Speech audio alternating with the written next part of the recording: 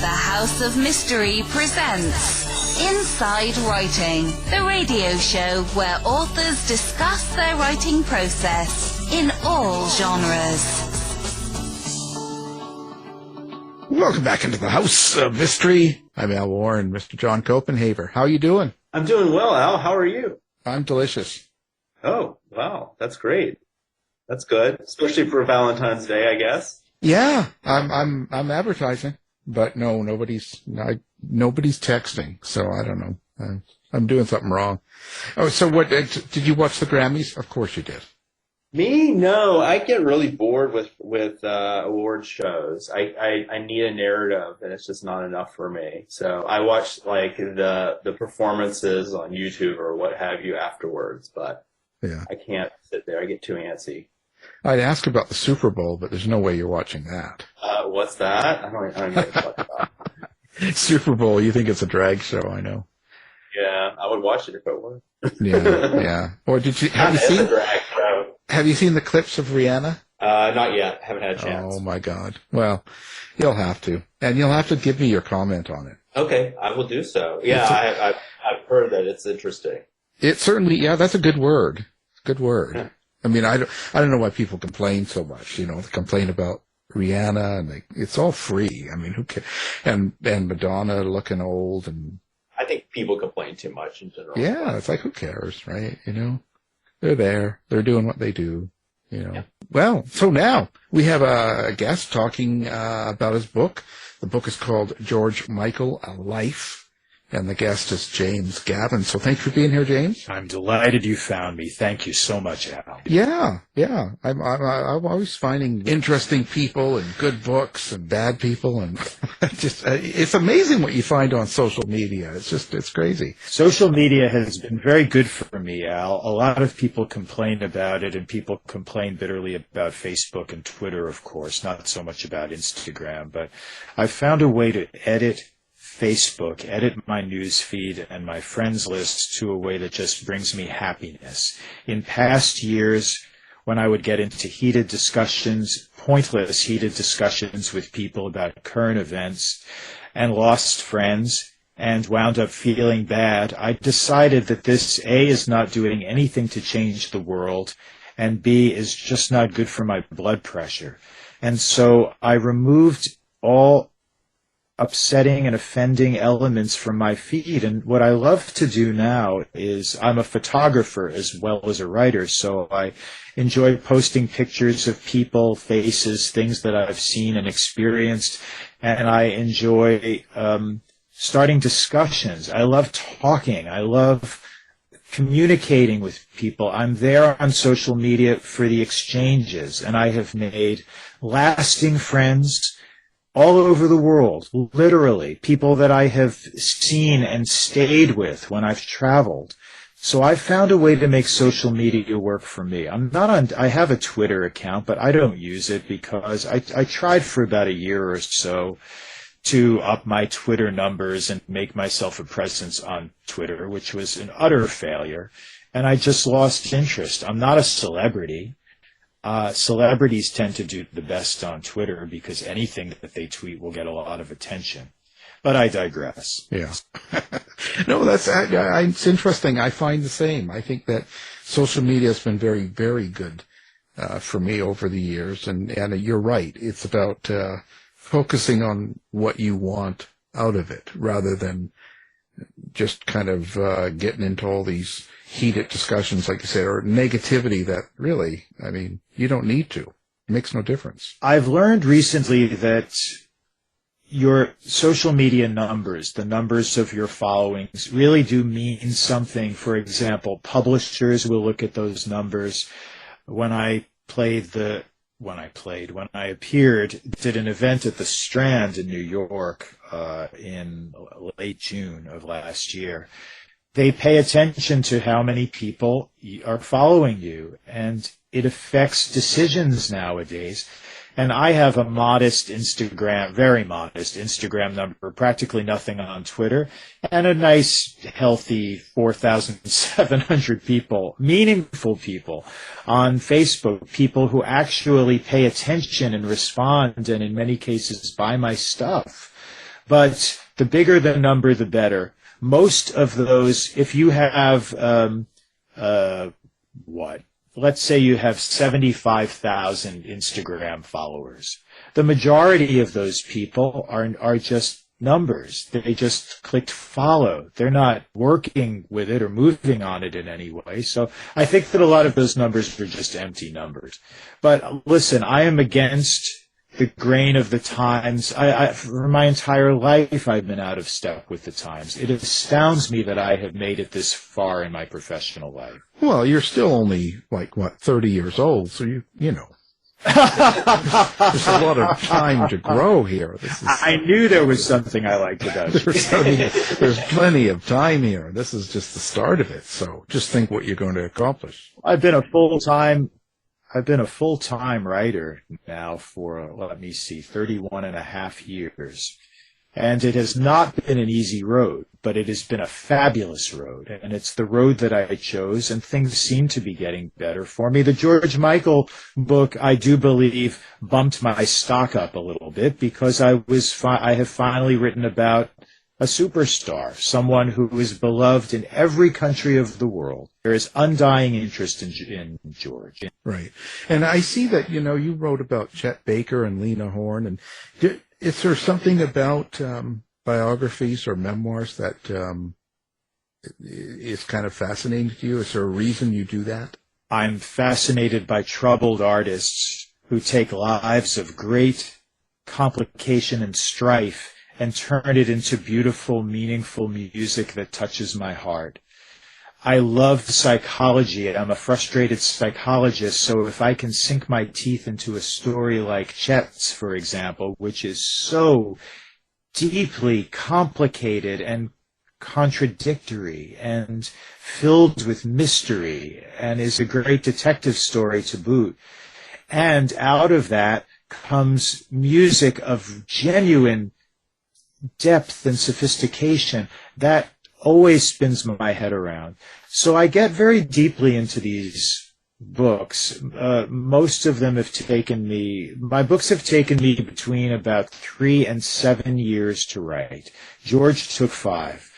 I really dive very deeply into these stories. I want to turn over the world and shake it and find every possible bit of evidence that falls out. Because I take this very seriously. Understand that I have people's lives in my hands, that what I write will be on library shelves for a very long time to come. And I want to give people a fair shake, and I want to tell their stories with as much empathy as I possibly can and compassion if possible. And in all of these cases, my biographies were in order: Chet Baker, Lena Horne, Peggy Lee, and George Michael. Very juicy subjects. And I came away from all of those books liking those people. Sometimes biographers grow to hate their subjects and lose patience with them entirely.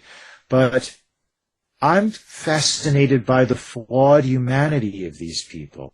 It's what made them great as artists. You can't remove that stuff. Yeah, and I think that's with so many great artists that have been around, in through the years. Now, George Michael, what made you focus on him in particular? Was there something about him or a story you heard, or what drew you into that enough to make you decide to spend 5 years of your life putting together a book? During George's white-hot commercial heyday from more or less 1985 to 1990-91, I wasn't that interested in George Michael. I wasn't that interested in commercial pop music at all. My head was in the past. Classic pop singers, jazz, cabaret, older stuff.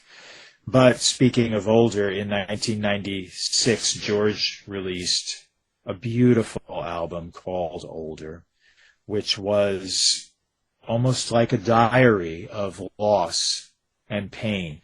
He had lost the love of his life, this beautiful young Brazilian man, to AIDS after they had been together for only a year and a half.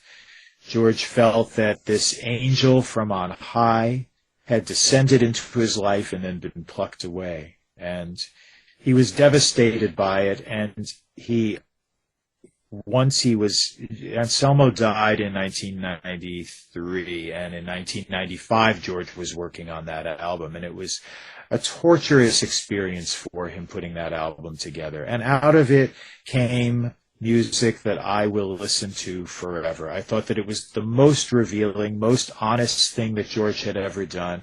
A beautiful, sad album. It was a bomb in this country. It was not at all the album that people wanted George Michael to follow up Faith and Listen Without Prejudice, Volume 1. There was never a Volume 2 with.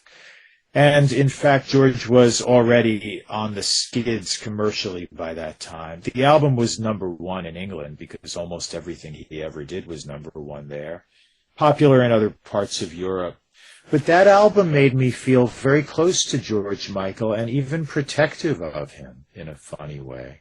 We never met, but years passed and I always wanted to write something about him. And then I was in Yonkers, New York, where my family lives on Christmas Day of 2016. And the news came in that George had died. And at that moment, I thought I needed another book subject, and I thought, well, everybody's going to want to write this, and some big writer will beat me to it, but I've got to try. As it turned out, I was the only person, as far as I know, who was floating a proposal for that book, and it was not even an easy sell. I was astonished. I thought it would be the no-brainer easy sell of my life, but it was not until the contract is dated May the 1st, 2017. So January, February, March, April. It took several months for us to get the deal with Abrams, in fact. Nice old New York publisher. And from that point on, I was embroiled in the hardest thing I've ever had to do. It was very, very difficult on a number of levels to get that book done. But in the end, I wrote the book that I had set out to write. Well, what was the most difficult thing? Is it talking to people, doing the research, finding information? Like, what do you find the most difficult? Getting people to say yes to me. In the end, I interviewed about 250 people, but I would say at least that many people ignored me or said no to me. And I learned that there is a big difference between a legend and a superstar. The other people I had written books about were legends, and those who knew them seemed to welcome talking about them. But superstars are at a level of wealth and fame and protection that's entirely different. And so the people in the innermost circle, the people who were in the will, for example, I didn't get to nearly any of those. It all turned out for the best, though, Al, because I found that a lot of those people that I was pursuing hard, when they did speak to somebody, it just wasn't very interesting. Or it was superficial. It wasn't the kind of deep insight that I wanted. And mostly I wanted people to open up and really reveal who George Michael was to me. And I was disappointed in a lot of the comments I read about him from people like Elton John, not Boy George. Boy George stuff I never got to Boy George, but his comments on George are really interesting. He was madly jealous of George Michael and had a lot of smart, bitchy comments to make about George in other places. Family members, close friends, I got a few of them, but in the end, the people that I found, the musicians, people who had worked on individual projects with him, record company people, etc., even observers of George Michael, people who may have only met him once, some people who never met him at all, but who had the most probing and thoughtful comments on George, especially George's place in the gay landscape of his lifetime, because that's a very important theme of this book, what it was like to be a gay guy of George's generation. He was born in 1963. and how and the challenges, to put it mildly, of going after superstardom while being in the closet. It's young gay kids of today have no idea what it was like. VCU, I teach a queer lit class, and it's interesting to speak. Oh, great. Yeah, it's really interesting. They're, young in their early 20s for the most part, and their concept of even, what it was like to be, George Michael, like that, they really don't have any concept of that. And so it is true. It's very different and relatively recently, I think. It sounds like you're helping them in the right direction, though. I think it's very important to know on whose shoulders we stand. I don't want young people to have to suffer the way previous generations suffered.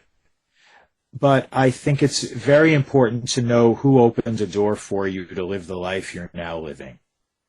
And reading and knowledge of literature and history is crucial to that. Yeah, it really is. And generally they're open to it. It's just they haven't been exposed to it. And it's just one of those things, just because you identify a certain way doesn't mean suddenly the history is uploaded into you, and it really does skew your point of view. And sort of sometimes I think a misunderstanding between the different generations of queer people out there, or gay people, or whatever. I think that's really true. I got the sense, I never met Larry Kramer, but Larry Kramer was such a warrior. Being a warrior was in his DNA, and it was exactly what was needed in his time in the early years of the AIDS crisis. But I got the feeling that in later years, when things got better with AIDS and it had ceased to be the same life and death crisis that it had been, I sensed a kind of lost or empty or frustrated, even angry quality in certain people like Larry Kramer, because Larry Kramer lived his life with his fists up. And it was odd to watch him looking around at a vastly different landscape that he had done a lot, of course, to improve, but he wanted people to always have to be on their guard, always fighting, always ready. And I think he had a hard time watching young gay people reap the fruits of what he had fought for. Yeah, I wonder what he would think. Now, it's such a different landscape. How does this, can you talk a little bit about George Michael and what his particular sort of complexities in this area are, I guess is the best way of putting it? His family heritage was Greek and British, and on the Greek side, Greek Orthodox. And his father was Jack, was his father's anglicized nickname, was a self-made man and a success story who had come from a dirt road village in Cyprus to North London and become a successful restaurateur and a family man. And he had the homophobia that men of his generation had, but a little bit worse because of the Greek Orthodox background. And so George Michael grew up, it was George and two sisters. And George grew up surrounded by the homophobia of the day, not only in the house, but out in the world. And he knew that he was different. And like so many young gay kids who know that they're different, they immediately sense that something is wrong about this, and people are not going to like me if they find out. A few years later, he was surrounded on the streets of London at newsstands with tabloid newspapers with AIDS horror stories splashed all over them. Simultaneous to all of this, his ambitions were developing. He knew he had a talent. He was desperate to prove himself on a big, big scale. And he very quickly figured out that in order to get where he wanted to get, he was going to have to hide his sexual identity. And so he created a George Michael doll, basically. And that is what we saw, this hyper-masculine biker dude with stubble and enormous butchness. It's so butch that it's almost a gay cliche. It was a biker dude look. And yet this is what proved to be, this and his talent are what proved to be the ticket to worldwide dominance. In 1988, George was the most successful pop star in the world. But he knew, as untold tens and thousands and perhaps even millions of girls screamed for him out there, he knew that he was living a lie.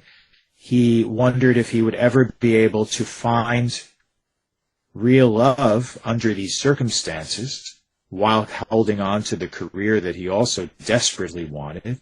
And this created all kinds of big problems for George Michael. So what was the biggest surprise you learned about George that you weren't expecting, maybe?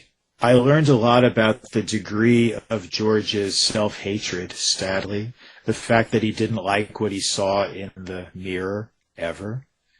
The fact that he had self-hatred so ingrained in him from childhood, as a lot of gay people of his and prior generations had, because of the fact that they grew up in these in an age when you had so much working against you if you were gay.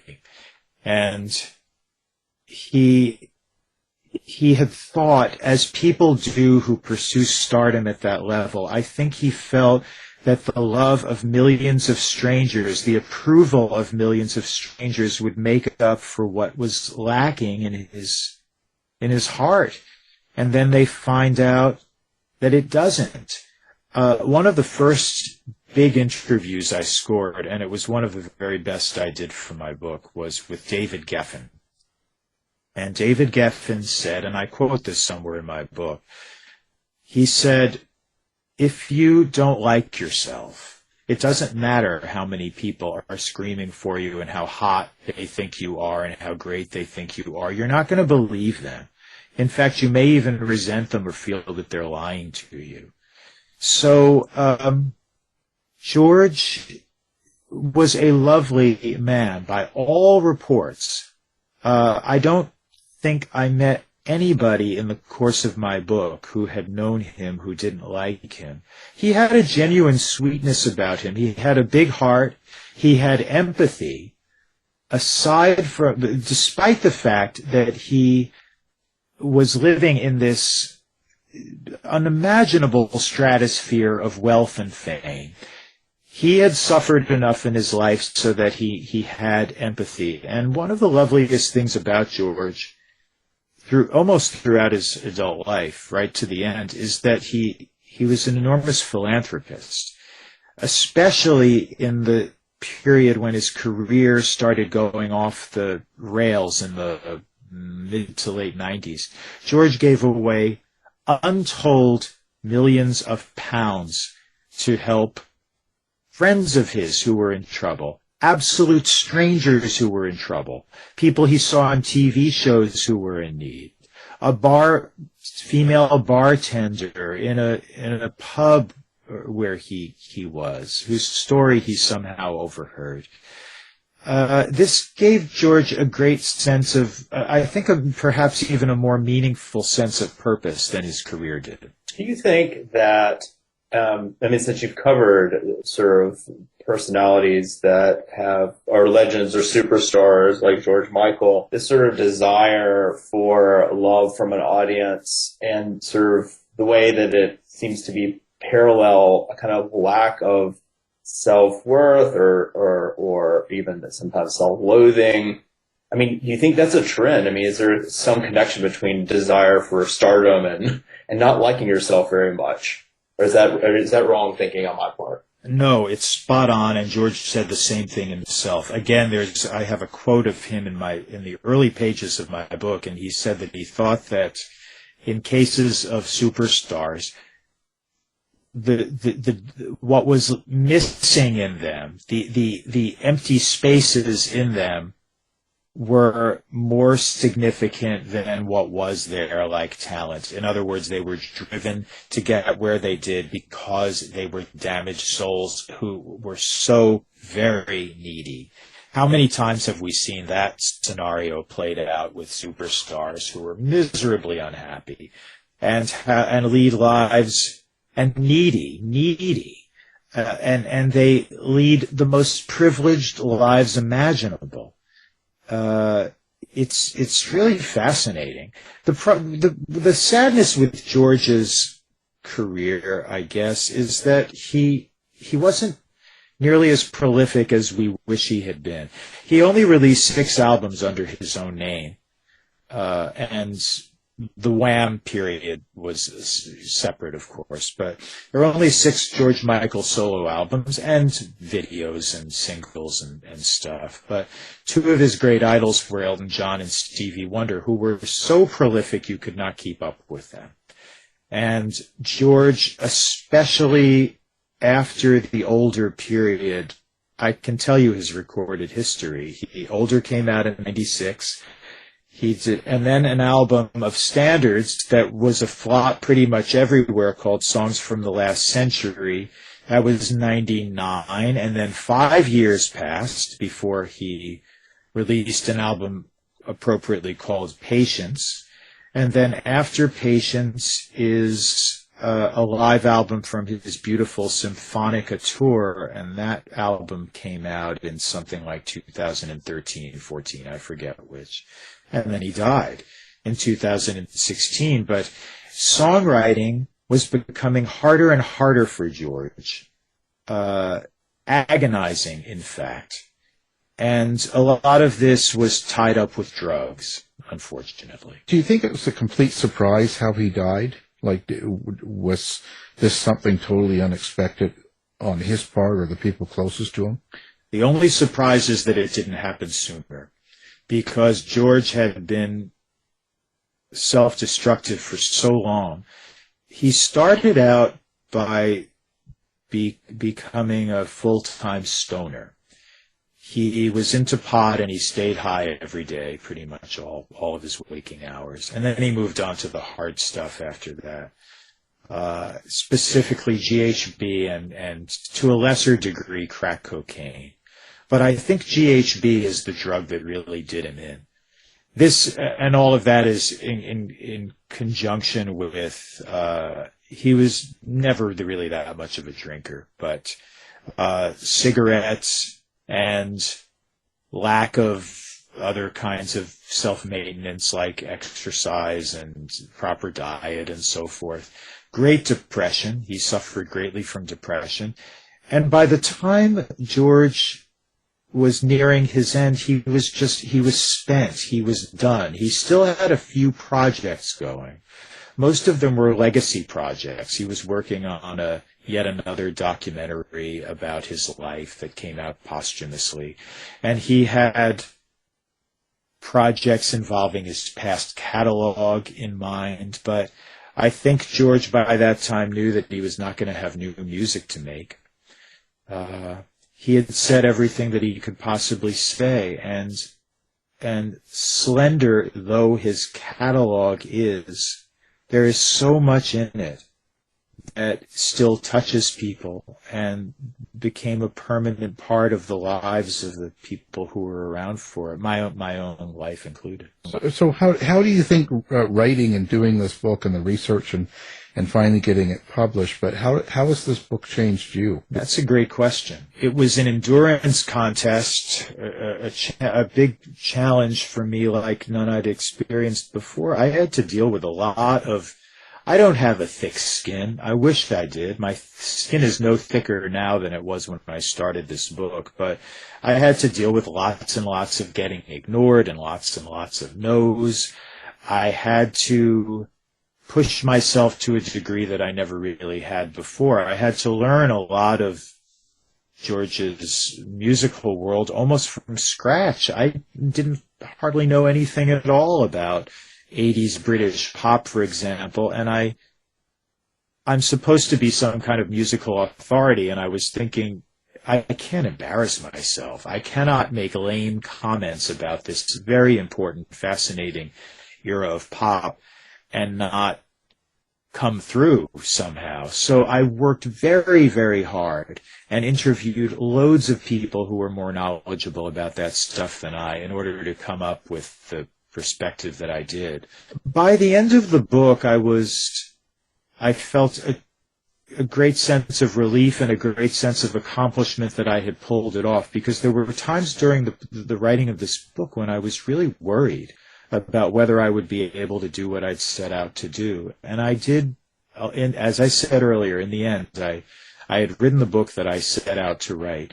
And I feel that I wrote an honest and empathetic book about a man who was in a lot of trouble, a lot of deep emotional trouble, and was floundering throughout a lot of his life. And but despite all of that, he touched the hearts of millions of people.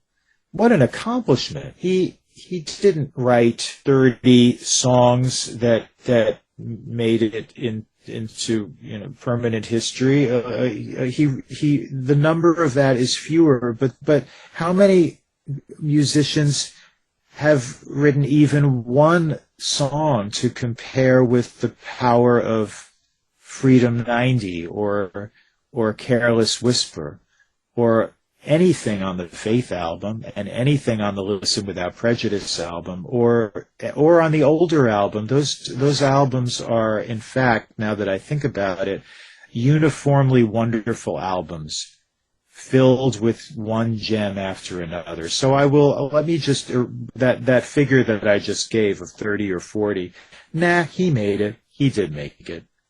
And so how am I different for the experience?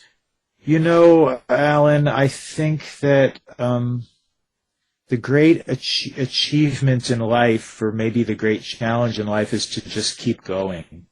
Keep doing the thing that you love to do. And being a freelance writer means a lot of kicks in the stomach. It's just the way it is. Nobody said it would be easy. I made it through a tough project. It was very well received.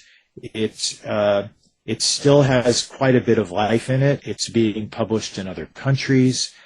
And the word definitive was applied to my book more than once. And that is my goal, because when I write one of these books, I want to write it for all time. I want my book to be so good that that nobody could do better than that. That is what I aspire to in writing these books. When you're, putting together a book like this, and you have such a potent and powerful figure at the center of it, like George Michael, how do you balance your own feelings about him? How do you create, I'm a fiction writer, so I'm always thinking about how do I make these characters feel complex and multi-layered. But I'm sure that, certainly in a different way, you must go through some of those same feelings about, the character of George Michael that you're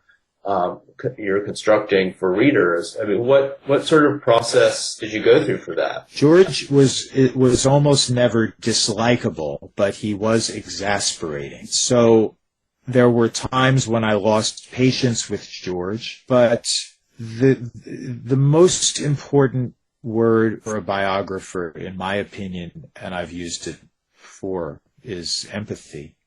If you don't have empathy with your subject, if you can't find empathy with your subject, then I don't think you should be writing the book. Because otherwise, you may find yourself being judgmental of or moralizing of the way they lived. And that's not helpful. You have to find a way to put yourself in your subject's shoes. And if you can do that, it will color your writing with compassion. And that is very important to me. Not everybody gets to write a biography about a likable subject. And I consider myself neither an apologist nor a judge. I don't want to be in judgment seat in life. I want to, but I do want to tell honest stories about fascinating, flawed individuals. It's really the flaws that create the heart of almost anybody's work. I'm talking about the psychological weaknesses and the pain and all of those things that to me give the third dimension to a great singer, for example. I couldn't write a book about, let's see, Fred Astaire, the great Fred Astaire, because Fred's life was pretty well adjusted and normal, and that's not what I relate to. There's not any kind of detective story. There's not much need for psychoanalysis in a story like that. And then the work, as impeccable and unmatchable as Fred Astaire was, I love psychological dimension. I love listening to a singer like Peggy Lee and hearing all these different strains of conflicting emotion going on when they sing, and that's what touches me. I want to be fair to the people that I write about, but I have to tell the truth. I'm not here to whitewash anything. Anyway, that's my guiding principle. Yeah, and it sounds like, I mean, these complex personalities also make for great storytelling, right? So absolutely. It sounds like Fred Astaire is an amazing performer, and but maybe not. You know, his life isn't a great story. So I do have great taste in subjects, if I say so myself. And aside from my books, I've written hundreds of articles about people like the ones that I've read biographies of. And in those cases, it's just an article. It could be 1,200 words. It could be 2,000 words. I have less space in order to flesh out this story. But for years for the New York Times, and occasionally up to this day, I write profiles of artists that interest me. And so I've gotten to do a lot of fascinating people for the Times, like Annie Lennox and Nina Simone and Miriam Makeba and Holly Bergen, whom I knew quite well. And I've written profiles of all sorts of interesting people. I tend to be drawn to the women more than the men, as singers, certainly. Women's voices tend to touch me more than men's voices do, because women tend to have fewer emotional blockages than men do in terms of singing from their heart. So the sound of a woman's voice has always been a very comforting thing for me. Yeah, that's really interesting. I have a very similar feeling myself. Oh, good. Who do you love to listen to? Oh my gosh. I mean, I'm thinking contemporary folks, like Sharon Van Eaton, I guess.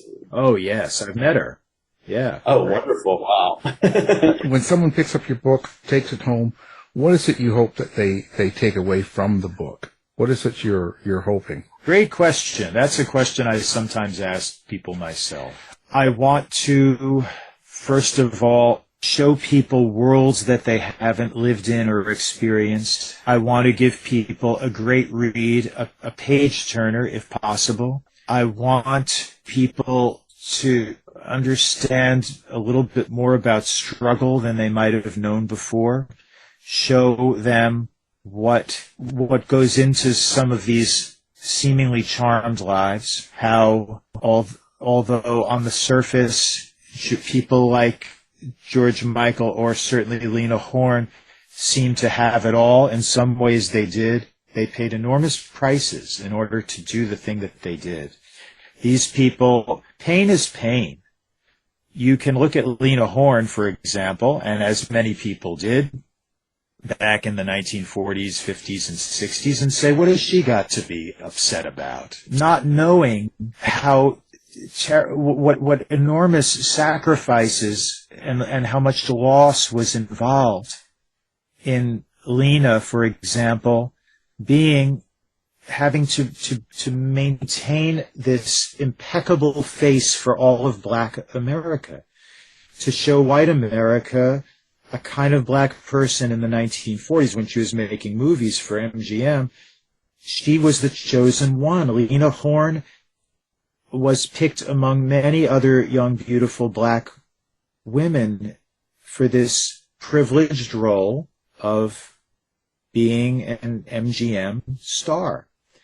And she was resented a lot for it. There was enormous jealousy directed toward Lena Horne, and she seemed like a princess. Lena Horne had to bear a tremendously heavy mantle throughout much of her life in order to live up to people's expectations and further the cause and do what was expected of her, and to be impeccable at all times. And so that also involved sacrificing things in her personal life that would somehow be contrary to the cause. Fascinating story that was not apparent to most casual onlookers. So I want to touch people, because all of these singers that we're discussing have touched me. They've made me feel less alone. They have brought me comfort at times when I've been down. I've been able to ponder their stories and understand how they got through things that I can somehow relate to.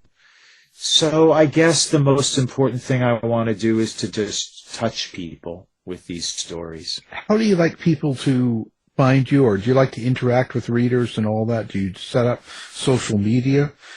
Have you set it up? And what's your website and social media where people can contact you? Well, thank you for asking. My website is jamesgavin.com. And my email address there is james@jamesgavin.com. And it will arrive right in my inbox. And I love interacting with people. I love communication. That's what social media is all about for me. It's about making connections with people. Look, why do you do your radio show? It's the same reason why I write my books. It's because we want to make connections with people. We have these offerings that we put out into the world. And why do we do it? It's because we want to build bridges with people somehow. Don't you agree? Oh, totally. That's what it's all about meeting people and finding out what makes them tick. I think so, and John, it's the reason why you're teaching and enlightening people about literature, because I don't know books gave me my life. Books and records, music gave me my entire life. I learned how to read when I was 4 years old, and I discovered music when I was 5 years old, and I found a way to put those two things together and make a life out of it. But books, I grew up in libraries. My bedroom in our apartment in Yonkers was filled with books from an early age. Books gave me they taught me how to think. They fired up my imagination. They gave me a vocabulary. They taught me how to reach for things, because I would reach for things that were beyond me, because I somehow got it in my head that I was going to try to read difficult stuff. I was reaching beyond my capabilities of understanding because I wanted the discipline of it. I don't know where all this impulse came from. I just wanted to better myself. I wanted to prove that I was a superior being somehow. And so I spent many of my happiest days and nights of my entire growing up in libraries, just walking down the aisles, looking at books, picking up anything that called to me. Between the ages of 16 and 24, I worked in used or new bookstores and record stores. And so I admire anybody who, like you, John, is opening younger people's eyes to the glories of storytelling and literature and history. Well, I think it is just imperative, because I think books can do something that a lot of the other sort of narrative forms, and even, I love film, so I'm a huge film buff, but I think books can get into your DNA in a way, in a very sort of personal and intimate way that other forms can't quite do. And so, especially now, like when there's so many other, narrative forms, visual a lot, I think it's just important to read. Well, I wholeheartedly agree. It's the theater of the mind. I grew up loving old radio, the golden age of radio. That's the theater of the mind. You see it all unfold in your brain, and I think that that's a very nurturing and healthy thing, to develop that capability and not just have somebody else's imagination put in front of you and watching it the way they conceived it. That's all I listened to. And look at me, I turned out just awful. I love radio, so I loved doing a show like this because all people will hear is our voices, and they can just imagine the rest. But there's something so intimate about having people speak into your ear. Really nice. Yeah, and they can just picture who I am now. Tall, dark, and handsome. Yes. With a great tan. Well, you have a wonderful radio. You have a wonderful radio delivery that is soothing to the ear. Well, that's all that matters, isn't it? In this medium, that is all that matters. Yes. Well, it's certainly been a pleasure, and we're glad you were able to join us today. And of course, your book, George Michael, A Life, is available now, and we'll have that up on the website. And again, well, thank you very much. Al and John, what a pleasure to speak with you both. I'm delighted that you asked. Likewise, James. You've been listening to the House of Mystery radio show. To find out more about our guests, hosts, or shows, go to www.houseofmystery.com. Show's over for now. Was it as good for you as it was for me? Yeah. Good night. This has been a production of Something Weird Media. I'll be back.